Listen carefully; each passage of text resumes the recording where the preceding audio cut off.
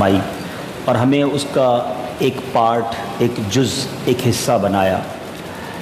اس وقت بھی آپ اگر یہ دیکھیں تو آپ کے اس علاقے میں، اس پوری کالونی میں اور اس پوری کابینہ میں ہزاروں ہزار بلکہ شاید لاکھوں مسلمان رہتے ہیں۔ ان لاکھوں مسلمانوں میں آج چند اسلامی بھائیوں کو جمع کیا گیا۔ یہ اعتماد ہے آپ کی مدنی تحریک کا آپ پر کہ آپ کے اندر یہ کیپیبلٹی ہے، یہ صلاحیت ہے کہ آپ ایک بڑا بوجھ اپنے کاندھوں پر اٹھا کر دین کی اتنے بڑے کام میں اپنا حصہ ملا سکتے ہیں۔ سب سے پہلے تو اس پر ہی اللہ کا شکر ادا کر لینا چاہیے کہ ہمارے مرکز نے، ہمارے بڑوں نے ہمیں اس قابل تو سمجھا۔ اصل چیز یاد رکھیے، ہم دعوت اسلامی کا کوئی بھی کام کریں، صرف مدنی عطیات کی بات نہیں ہے، جو بھی ہم دعوت اسلامی کا کام کریں نا، ہمارا ایک ہی مقصد ہے، ہمیں دعوت اسلامی کے مدنی کاموں سے ثواب کمانا ہے، اپنی آخرت بہتر کرنی ہے، اپنی مغفرت کا سامان کرنا ہے۔ تو یہ یوں سمجھ لیں کہ بہت بڑی سعادت ہوتی ہے کہ اگر مدنی مرکز، ہماری پیاری تحریک کوئی بڑا ٹارگٹ اچیو کرنا چاہتی ہے اور اس کے لیے چند اسلامی بھائیوں کے ساتھ بات کی جاتی ہے، تو یہ بہت بڑی اللہ کی رحمت ہے کہ اس میں ہمارا سلیکشن ہوا، ہمیں بلایا گیا۔ اگر آج یہاں اجتماع رکھا جاتا، فضیل بھائی اور آپ لوگ اس کی تشہیر کرتے تو پوری مسجد بھری بھی ہوتی ہیں، شاید 2-3 فلور بھر دیتے، اور تیاری کرتے تو میدان بھر دیتے۔ تو آج اجتماع نہیں ہے، آج اپنوں سے اپنی بات کرنی ہے، آج دعوت اسلامی کی کچھ باتیں آپ سے شیئر کرنی ہیں۔ ہم کھڑے کہاں ہیں، ہمیں پہنچنا کہاں ہے، اور اس پہنچنے کے لیے راستہ کیا ہے، اس پر ڈسکس کرنی ہے۔ تو اس مدنی مشورے کو، اس چھوٹی سی نشست کو بہت بڑی سعادت سمجھیے۔ ہو سکتا ہے ہم وہ ٹارگٹ اچیو نہ کر سکیں، ہو سکتا ہے ہم مدنی مرکز کا وہ کام پورا نہ کر سکیں، لیکن اس کاروان میں شامل ہو گئے، ہمارا نام اس میں آ گیا، ہم پر بھروسہ کیا گیا، یہ اللہ کی بہت بڑی رحمت ہے۔ اللہ کرے اسی طرح ہمارے نگران، ہمارے ذمہ دار ہم پر اعتماد کرتے رہیں۔ دعوت اسلامی کے مدنی ماحول پر اللہ مجھے اور آپ کو استقامت دے، اسی مدنی ماحول پر ایمان اور عافیت کے ساتھ موت نصیب فرمائے۔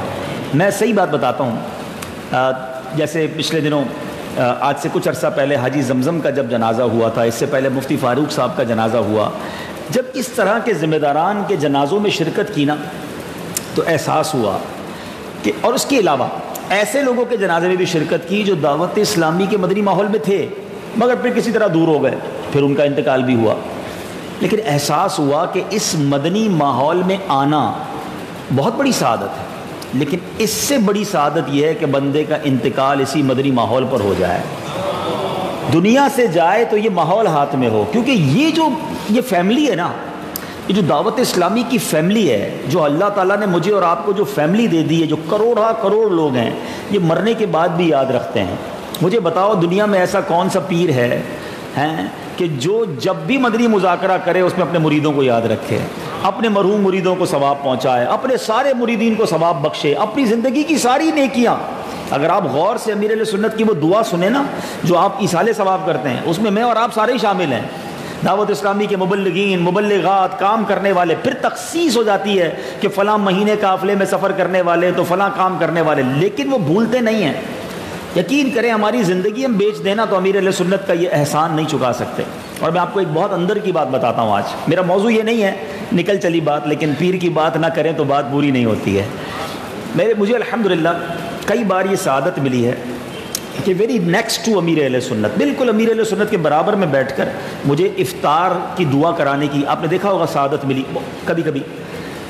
تو ایک تو افطار سے پہلے کی دعا ہے نا جو ہم کرتے ہیں اور چینل پر آپ سنتے ہیں، اصل جو قبولیت دعا کا وقت ہے نا جو کتابوں میں لکھا، وہ افطار کے فوراً بعد کی دعا ہے۔ نارملی ہمارے یہاں رواج یہ پڑ گیا ہے کہ ہم جب بھی کسی اجتماع میں جاتے ہیں جس کو افطار کی دعا کہتے ہیں، وہ افطار سے پہلے اہتمام ہوتا ہے، مسجدوں میں بھی بہت اچھی بات ہے، دعا تو کسی بھی وقت کریں، لیکن خاص جو قبولیت کا وقت ہے نا وہ افطار کرتے ہی ہے۔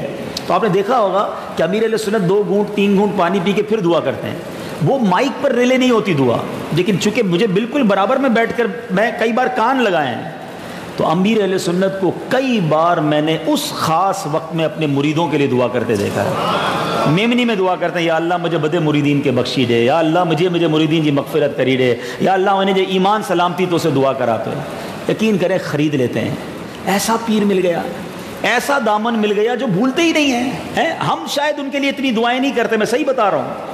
آپ اور میں اتنی دعائیں شاید اپنے پیر کے لیے نہیں کرتے جتنا یہ پیر ہم سب کے لیے دعائیں کر رہا ہے. دن رات دعائیں ہیں. پھر کیوں نہ کام کریں ان کی تحریک کا, پھر کیوں نہ فخر کریں میں اور آپ کے اللہ نے کرم کر دیا, جیتے جی ہمیں ایسا مدنی ماحول اور ایسا پیر و مرشد عطا کر دیا. اب آج پہلے تو میں دعوت اسلامی, شاید آپ سارے ہی اسلامی بھائی ذمہ داران ہیں, میں پوری دعوت اسلامی کی کارکردگی اور دعوت اسلامی کے شعبہ جات اور دعوت اسلامی کدھر پہنچ گئی ہے شاید آپ سب کو بتانے کی حاجت نہیں ہے. بہت تیزی کے ساتھ اللہ کی رحمت سے کاروباری لوگ بیٹھے, میں آپ کو کاروباری زبان میں سمجھاتا ہوں. جب آپ نے کاروبار شروع کیا تھا نا, تب آپ بہت پیسے والے نہیں تھے, بڑی اسٹرگل کی, یا تو آپ کے والد صاحب نے کی, آپ نے خود کی, چھوٹی دکان لگائی ہوگی کسی نہ کسی سٹیج پر. جب آپ کا بزنس شروع ہوا تھا نا, اس زمانے کو ذرا دیکھیے, یا آپ نے کیا ہوگا یا آپ کے والد نے کیا ہوگا. انہوں نے بڑی اسٹرگل کی, موٹر سائیکل پر سفر کیا ہوگا, بسوں میں سفر کیا ہوگا, سیمپل جا جا کے بیچے ہوں گے, ایک دکان لگائی ہوگی. اور آج آپ میں سے کئی وہ ہیں جو کروڑوں پتی بن چکے ہیں, جن کا بزنس ہے, کئی دکانیں ہیں, فیکٹریاں ہیں. اب آپ کے لیے پیسے کمانا کتنا آسان ہو چکا ہے. اس زمانے میں آپ کو کہوں کہ آپ مہینے کے لاکھ روپے کمائیں تو آپ کہیں بھائی ہمارا کاروبار ہی 25-50 ہزار 5,000 مہینے سے شروع ہوا تھا. آج اللہ کی رحمت سے ہم لاکھوں اور کبھی کبھی اس سے بھی زیادہ کما لیتے ہیں. کیوں کما لیتے ہیں؟ اسٹیبلش ہو گیا ہے, بزنس سیٹ ہو گیا ہے, فیکٹری لگ گئی ہے, مارکیٹ میں نام ہو گیا ہے.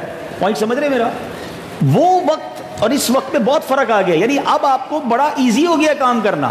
اب آپ گھر پہ بیٹھ کے بعض اوقات کام کر لیتے ہیں. آپ بیرون ملک ہوتے ہیں, واٹس ایپ پہ بزنس چل رہا ہوتا ہے. کیوں؟ جو محنت کا ٹائم تھا وہ کر لیا, اب اسٹیبلشڈ, اب بندے کام کر رہے ہیں, اب مینیجر کام کر رہا ہے, بچے بڑے ہو گئے ہیں. ایسا ہی ہے. دعوت اسلامی آج اس اسٹیج پر پہنچ چکی ہے. باپا نے بسوں میں جا کر, موٹر سائیکلوں پہ سفر کر کے دکان سجائی. واللہ امیر اہل سنت دکان دکان جا کر چندہ کرتے رہے. اللہ کی رحمت ہے, میں تحدید سے نعمت کے لیے عرض کر رہا ہوں, یہ کہانی نہیں ہے, آئی وٹنس ہوں میں. اور ایسے بہت سارے بزرگ آپ کو ملیں گے. میری خوش بختی یہ تھی کہ بچپن سے ہی میرے والد صاحب امیر اہل سنت کے ساتھ لے گئے. میں نے امیر اہل سنت بس میں سفر کیا ہے, W11 میں سفر کیا ہے, 4H میں سفر کیا ہے, بس میں بالکل. اور امیر اہل سنت کو ڈنڈا پکڑ کے کھڑے ہوتے ہوئے دیکھا ہے. یعنی کوئی کہے تو بات ہے نا, میں آئی وٹنس ہوں. اسی طرح امیر اہل سنت نے جو کھلی سوزوکی ہماری ہوتی ہے نا, کب سامان لے جانے والی, اس کی جو پیچھے والی جگہ ہے وہ پسند کرتے تھے امیر اہل سنت. گاڑیاں نہیں, باپا فرماتے مجھے اس میں بیٹھنے پسند آتا ہے, میرے دیوانے میرے ساتھ بیٹھ جاتے ہیں. تو باقاعدہ محفل ہوتی تھی کھلی سوزوکی میں, ڈرائیور آگے بیٹھتا تھا, ہم دور سے دیکھتے تھے امیر اہل سنت کو ذمہ داران کے ساتھ, اسلامی بھائی کے ساتھ کھلی سوزوکی میں جا رہے ہیں. وہ کام ہو گیا جو کرنے والا تھا. دکان سج گئی ہے, فیکٹریاں لگ گئی ہیں. اب ساری دنیا میں دعوت اسلامی کے لیے دروازے کھلنا شروع ہو گئے ہیں. اب ڈور اوپن ہو رہے ہیں, اب دنیا تیار ہے آپ کو ویلکم کرنے کے لیے. اب وہ کام جو سالوں میں ہوتا تھا اب دنوں میں ہونے لگ گیا ہے. صرف ایک مثال دیتا ہوں میں, اگر اس موضوع پر ہی بات کروں تو گھنٹوں نکل جائیں گے. فضیل بھائی نے مجھے اسٹرک رکھا ہے کہ آپ نے شارٹ بات کرنی ہے, تو میں انشاءاللہ موضوع ایسا دیا ہے کہ میں ساری رات بولتا رہوں, میں نہیں تھکوں گا, ٹھیک ہے نا. لیکن مجھے بھی ظاہر ہے آپ کو بھی کہیں اور جانا بھی ہوگا اور رات بھی ہو جائے گی. صرف ایک بات آپ کو ایک مثال سے سمجھاتا ہوں. دعوت اسلامی میں جو کنورژن ہوا ہے, جو ایزینس ہو گئی ہے کام کی. فیضان مدینہ آپ کو پتہ ہے کتنے میں خریدا گیا تھا؟ عالمی مدنی مرکز, کسی کو تو پتا ہوگا, 2.5 کروڑ روپے میں, تقریباً 2.5 کروڑ روپے میں فیضان مدینہ 2.5 ایکڑ جگہ خریدی گئی تھی.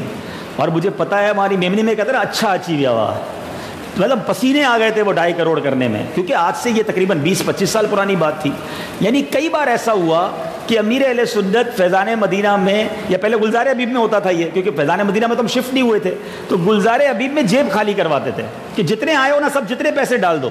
اللہ کی رحمت سے کئی بار ہم پیدل گھر گئے, گلزار حبیب سے کرائے کے پیسے نہیں ہوتے تھے. یعنی مطلب جوش تھا اسلامی بھائی میں, 25 روپے ہوتے تھے وہ بھی ڈال دیتے تھے. اب واپس کیسے جائیں, کرایہ نہیں ہوتا تھا, تو پیدل صدر تک, پھر کسی سے لفٹ مانگ کر. اور ہم نہیں, سینکڑوں اسلامی بھائی 2.5 کروڑ روپے کرنے کے لیے امیر اہل سنت نے جھولیاں پھیلائیں, سیٹھوں کے گھروں پر گئے. وہ محنت کی میرے باپا نے کہ آج یہ فضیل بھائی اور ان کی کمیٹی اور آپ لوگ مل کے 9 کروڑ روپے کی جگہ خرید لیتے ہیں, 7 کروڑ کی جگہ خرید لیتے ہیں. فیضان مشتاق میں بیٹھے کروڑوں روپے کی جگہ خرید لیا ہم نے, بن گئی. آپ سوچئے بڑوں کی محنت, اور اب کام کرنا کتنا آسان ہو گیا. تو میں سمجھانا یہ چاہ رہا ہوں کہ ہمارے وہ کہتے ہیں نا کام کا مزہ اب آیا ہے. وہ جو اسٹیبلشمنٹ تھی, وہ جو جس کو کہیں جڑیں ڈالنی تھی, کام کو تیار کرنا تھا, وہ ہو گیا. اب کام کا لطف آ رہا ہے، اب ساری دنیا میں جدھر جائیں لوگ تیار بیٹھے ہیں، لوگ انتظار کر رہے ہیں۔ ابھی 2-3 دن پہلے آپ نے ایک سوشل میڈیا پہ خبر دیکھی ہوگی، اس سے پہلے چلتے ہیں ہم، 2-3 مہینے پہلے بغداد میں ایک اعجاز القرآن کانفرنس ہوئی جس میں پوری دنیا کے علماء کو بلایا گیا۔ پاکستان کی 6 سیٹیں تھیں اس میں، ان 6 سیٹوں میں سے 5 سیٹیں دعوت اسلامی کو دی گئیں۔ 5 لوگوں کو یہاں سے بلایا گیا، ساری ٹکٹ، سارا ہوٹل، سارا انتظام ان کی طرف سے تھا۔ ہم 5 افراد گئے، ہمارا بیان نہیں تھا، ہم صرف سننے گئے تھے، مہمان کے طور پر بلایا گیا۔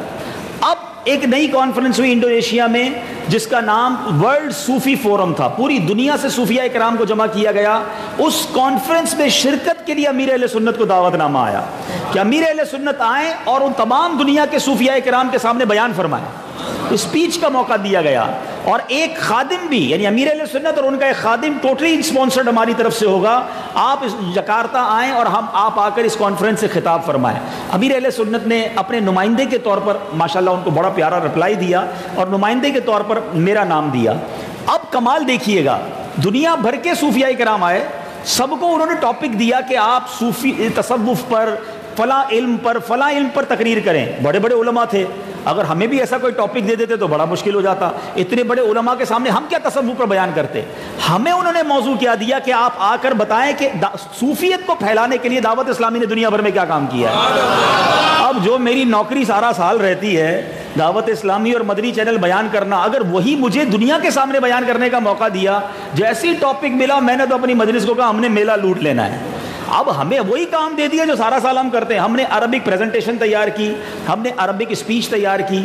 اللہ کی رحمت سے ایک ہی تحریک، ایک ہی اس پہ اسپیکر ایسا تھا کہ جس نے اپنی آرگنائزیشن کو بیان کیا، ہمیں 20 منٹ دیے، ہم نے 11-12 منٹ اسپیچ کی اور تقریباً 10 منٹ کی عربک پریزنٹیشن دعوت اسلامی کی پورے فورم پہ چلا دی۔ اس کے بعد تو سینیریو ہی تبدیل ہو گیا نا۔ دنیا بھر کے علماء نے جو ہمیں پذیرائی دی اور جو پیار دیا، کوئی کہ البانیہ آئی ہے، کوئی کہ نائجیریا آئی ہے، کوئی کہ فلاں ملک آئی ہے، دروازے کھلنا شروع ہو گئے ہیں۔ یعنی میں سمجھانا یہ چاہ رہا ہوں، اب دعوت اسلامی نیکسٹ لیول پہ چلی گئی ہے۔